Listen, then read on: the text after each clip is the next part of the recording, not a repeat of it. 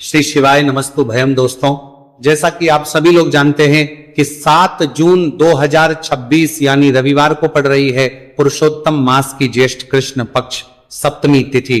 और दोस्तों, ये वह तिथि है जो पुरुषोत्तम मास में पड़ने वाली सबसे बड़ी तिथि है, क्योंकि ये रविवार के दिन पड़ रही है और इसका बहुत ही बड़ा और विशेष महत्व होता है।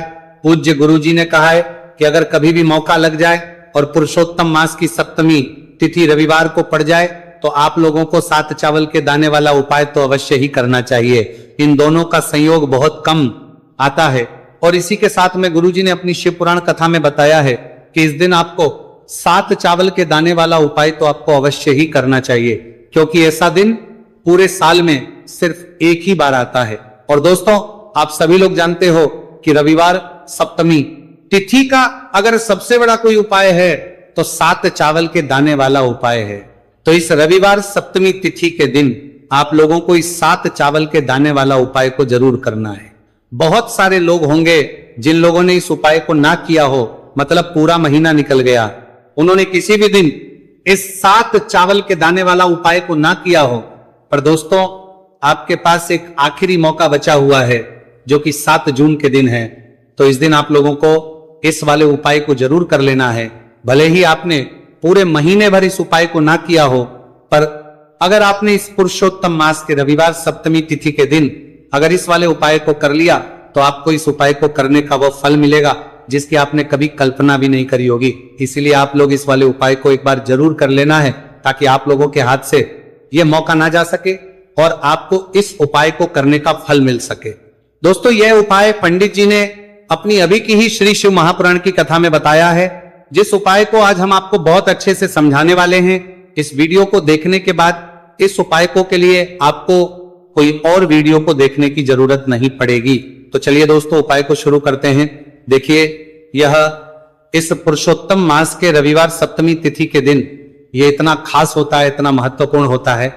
देखा गया है कभी कभी बड़े बड़े पूजा पाठ अनुष्ठान से जो मनोकामना पूर्ण नहीं होते, वह पुरुषोत्तम मास के रविवार सप्तमी तिथि के दिन एक छोटे से उपाय करने से ही आपकी मनोकामना हो जाती है। और बहुत सारे लोगों ने इस उपाय को किया भी है और उनको इस उपाय को करने का फल भी जरूर मिला है। अगर आप लोग भी इस उपाय को करना चाहते हैं तो आप इस उपाय को पहले अच्छे से समझ लेना, सुन लेना, उसके बाद करना। आपको इस उपाय का फल जरूर मिलेगा और इस उपाय को कर लेने से आपके घर में चाहे किसी भी प्रकार की दोहक और समस्या क्यों ना चल रही हो, आपको उसका कारण भी नहीं पता है कि भाई ये समस्या किस कारण से चल रही है। कुछ भी कारण हो सकता है, जैसे पितृदोष हो सकता है या किसी भी तरह का मंगल दोष भी हो सकता है। तो इस दिन आप लोगों को यह वाला उपाय कर लेना है। ये एक ऐसा उपाय है जिस उपाय को अगर किसी विशेष दिन पर किया जाए तो भाई उस विशेष दिन का जो है वह तो हमें मिलता ही मिलता है, पर हमने उस दिन पर इस उपाय को किया है तो हमें उससे भी बड़ा फल मिलता है और फल बहुत जल्दी मिलता है, क्योंकि आप इस उपाय को बहुत ही बड़े और विशेष दिन पर कर रहे हो। तो अब उपाय के बारे में बात करते हैं, लेकिन उससे पहले आप लोगों को यह जानना आवश्यक है कि आखिर यह उपाय किस समय करना है, किसको करना है और कैसे करना है। तो चलिए हम आगे आपको वीडियो में एक एक करके बता देते हैं। लेकिन उससे पहले अगर आप लोग हमारे चैनल पर पहली बार आए हैं या फिर मेरी आवाज आज पहली बार सुन रहे हैं तो हमारे चैनल को सब्सक्राइब जरूर कर लेना और इस वीडियो को लाइक करके कमेंट बॉक्स में श्री शिवाय नमस्तु भयम ओम नमः शिवाय जरूर टाइप कर दें। तो दोस्तों, इस 7 चावल के दाने वाला उपाय को हमें इस रविवार सप्तमी तिथि के दिन कैसे करना है, किसको करना है, किस समय करना है और कहां पर करना है, ये सारे सवालों के जवाब आपको इस वीडियो में मिल जाएंगे। और जो ये वीडियो देखेगा भाई, उसको 7 चावल के दाने वाला उपाय जरूर करना चाहिए, क्योंकि इस दिन एक चावल के दाने का भी बहुत ही बड़ा और विशेष महत्व होता है। और जब बात आ जाए 7 चावल के दाने वाला उपाय की, तो ये सोने पर सुहागा वाली बात हो जाती है और ये एक बहुत ही बड़ा उपाय हो जाता है इस रविवार सप्तमी तिथि का। तो अब दोस्तों, इस 7 चावल के दाने वाला उपाय को आखिर करना किसको है, सबसे पहले हम लोग वो बात जान लेते हैं। तो देखो, घर की जो बड़ी माताएं बहनें होती हैं, उन माताओं बहनों में से कोई भी एक बड़ी माता बहन इस वाले उपाय को कर सकती हैं। और दोस्तों, अगर आप चाहें तो अपने घर में से सभी सदस्यों को भी इस उपाय को करवा सकते हैं। अगर किसी व्यक्ति की खुद की कोई मनोकामना है, खुद की कोई दुख और परेशानी है जो कि वो अपने लिए ही करना चाहता है इस वाले उपाय को, तो वो खुद अपने लिए भी कर सकता है। बाकी अगर कोई घर में से ऐसा है जो कि अपने पूरे घर परिवार की सुख और शांति के लिए ये वाला उपाय करना चाहता है, तो भाई वो भी कर सकता है, उसमें भी कोई दिक्कत वाली बात नहीं है। कहने का मतलब ये है कि इस उपाय को हर एक सदस्य भी कर सकता है और पूरे घर परिवार के लिए घर की बड़ी माताओं बहनों में से कोई एक माता बहन भी कर सकती है।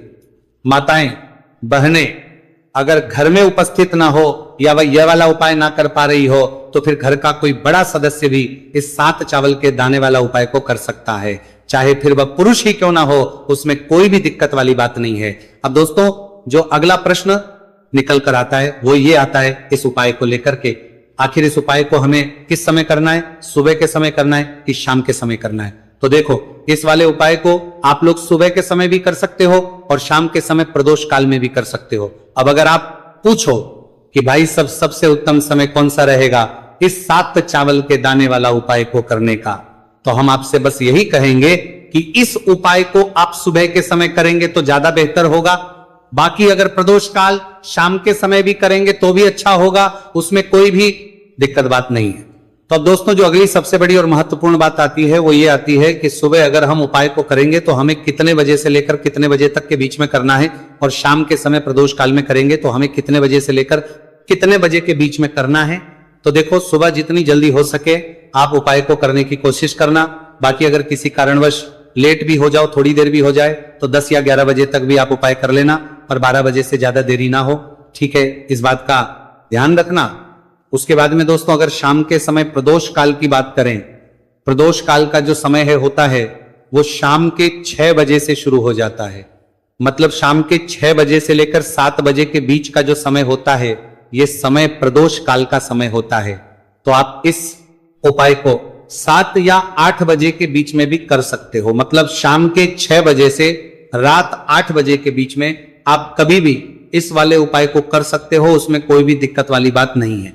देखिए दोस्तों एक एक करते हुए हम उपायों को समझेंगे। सबसे पहला उपाय बहुत ही आसान सा उपाय है।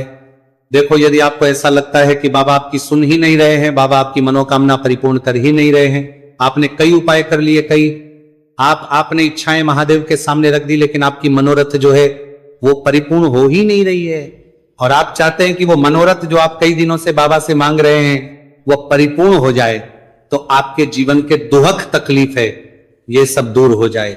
देखिए हो सकता है आपके घर में कोई कोर्ट केस चल रहा है या आपके घर में बहुत ज्यादा लड़ाई झगड़े चलते हैं, तो आपके घर में अगर शांति नहीं है, आपके घर में धन की कमी है, धन की वजह से आपके घर में बहुत ज्यादा लड़ाई झगड़े चल रहे हैं, तो आपकी तकलीफ दूर होने वाली है। स्वयं नंदी जी वाला यह विशेष उपाय है। नंदी जी के कान में कुछ बोलना है, नंदी जी के कान में इस प्रकार से बोलना है और आपकी मनोकामना परिपूर्ण हो जाएगी। देखो क्या क्या चीजें को लेनी है, पहले ये समझ लीजिए। आपको लेना होगा एक बेलपत्र, बेलपत्र 3 पत्ती होनी चाहिए, कहीं से भी खंडित नहीं होना चाहिए, ठीक है। बेलपत्र के साथ में आपको लेना है पीला चंदन मात्र 1 बूंद, मात्र 1 बूंद छोटी सी टिक्की आपको लगानी है बेलपत्र में। इसीलिए थोड़ा सा ही पीला चंदन आपको लेना है और इस पीले चंदन के अंदर थोड़ा सा जल मिला देना है ताकि गीला हो जाएगा, पेस्ट के रूप में तैयार हो जाएगा। आ गई इतनी बात समझ में। अब आप क्या करना है, आपको साथ में लेना है 7 चावल के दाने। महादेव आप आपका साथ देने वाले हैं। इन 7 चावल के धनों से अब आपको क्या करना है, भगवान शिव के मंदिर में आपको जाना है। नंदी जी बैठे हैं, नंदी जी के पास में मतलब जो पैर उठा हुआ रहता है ना नंदी जी का, उस साइड आपको सीधे साइड आपको बैठना है। इस यहां पर जैसे ही बैठोगे यहां पर आपको बेलपत्र लेना है और बेलपत्र की जो ये बीच की जो डंडी है यहां पर आप मात्र पीले चंदन की एक बिंदी लगा देनी है। पीले चंदन की बिंदी लगा दी। अब ये जो ऊपर वाली जो पत्ती है यहां पर एक एक करते हुए 7 चावल आपको रखना है, ठीक है। 7 चावल आपने ऊपर वाली पत्ती पर रख दिए, या देखो एक प्लेट ले जाना, तो प्लेट के ऊपर आप बेलपत्र रख देना, फिर टिक्की लगा देना, फिर उसके बाद आप ये 7 चावल के दाने रख देना, ठीक है।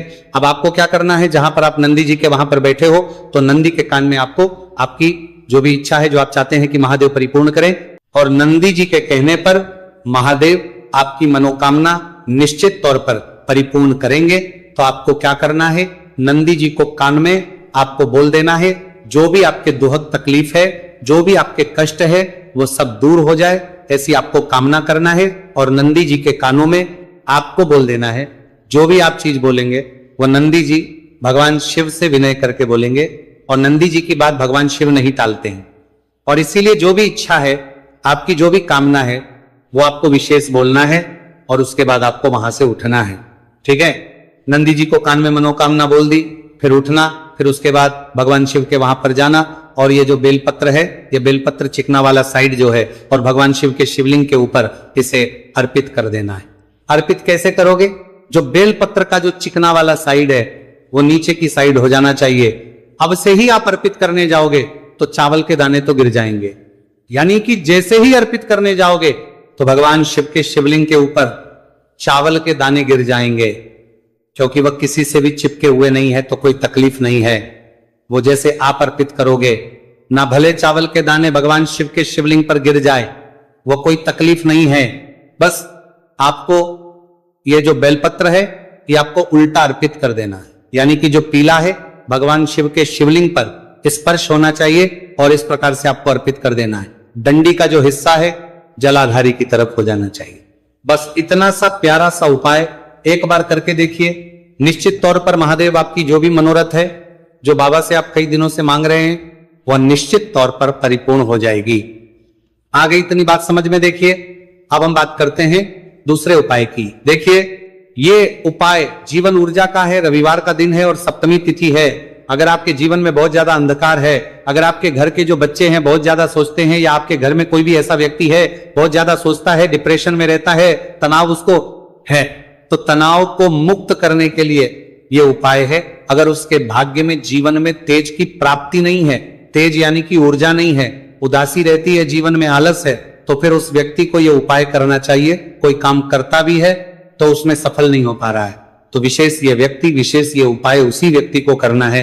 देखो, इस उपाय के लिए आपको क्या क्या सामग्री लेना होगी।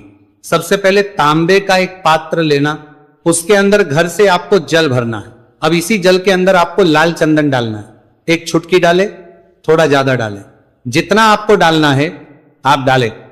लाल चंदन जो होता है वो तेज की वृद्धि करता है। रविवार के दिन लाल चीजों का उपाय करना बेहद शुभ होता है, और हो सके तो लाल रंग के कपड़े पहन करके अगर आप ये उपाय करेंगे ना तो और भी शुभ होगा। ये लाल चंदन मिश्रित जल आपको क्या करना है, आपको जाना है किसी भी बेलपत्र के पेड़ के वहां पर सुबह से लेकर के शाम तक आप ये उपाय कर सकते हैं।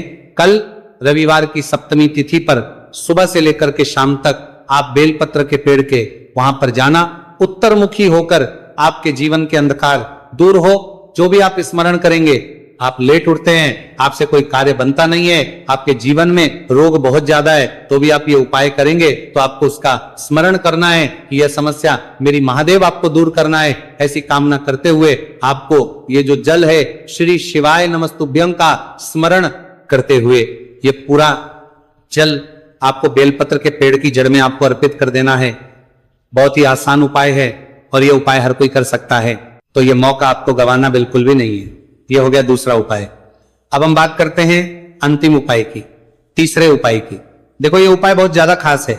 शिवलिंग पर चढ़ा जल 3 जगह आपको लगाना है, आपके शरीर में, और आपकी बीमारी दूर हो जाएगी। देखो, अगर आपको कोई बीमारी हो गई और बार बार आप डॉक्टर को दिखा रहे हैं, डॉक्टर ने बोला 5-10 दिन अगर आराम नहीं होगा तो आप एडमिट हो, या आपके शरीर में कोई रोग है जो कई दिनों से है और आप चाहते हैं कि वह रोग आपका दूर हो जाए, तो यह रोग आपका निश्चित तौर पर दूर होगा। बहुत ही आसान सा उपाय है, घर का कोई भी व्यक्ति यह उपाय करने के बाद सकता है, या रोगी व्यक्ति भी यह उपाय कर सकता है।